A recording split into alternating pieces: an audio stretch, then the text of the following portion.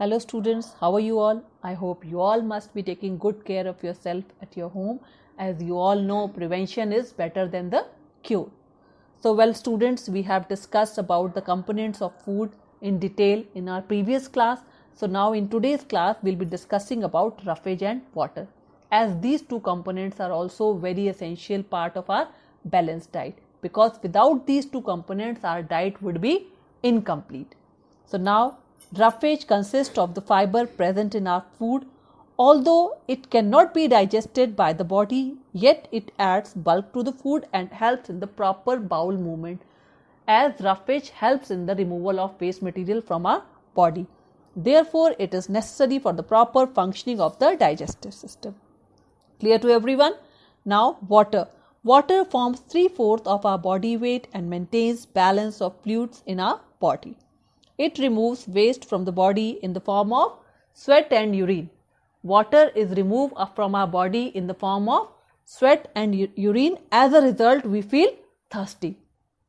Water also regulates our body temperature. So this is also another function of water. Water helps in the regulation of body temperature.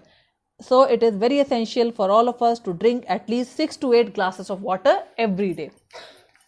Our diet should have all the nutrients in the right quantities along with the roughage and water. Such a diet is called balanced diet. Balanced diet. When we take energy giving foods such as carbohydrates and fats, body building food such as proteins, protective food such as vitamins and minerals in the right amount along with water and roughage is called balanced diet. A balanced diet contains all the food items in the right proportions necessary for keeping the body healthy and fit. So clear to everyone, what is balanced diet? A diet which contains all the nutrients in the necessary amount for keeping the body healthy and fit is known as balanced diet. Now come to the last topic of this chapter, that is wastage of food. Students, we should all realize the importance of food, and we should be very thankful to God that we get the food for all the meal in a proper way.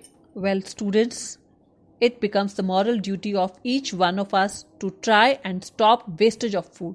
In order to prevent the wastage of food, there are certain steps which have to be taken. First step, food must be prepared only in the required quantity in order to prevent the wastage of food. Second point, it must be stored in closed containers to protect it from germs, flies and insects. Thirdly, heating prevents from spoiling. Fourth, certain food items can be preserved by just drying them in the sun. And the last point, food can also be refrigerated or frozen to avoid the bacterial growth or attack. So students, with this topic, your chapter gets over, and now I'll be giving you the exercises related to this chapter in our next session. Okay. Now, don't forget to wash your hands for 20 seconds after this session. Stay safe, stay healthy.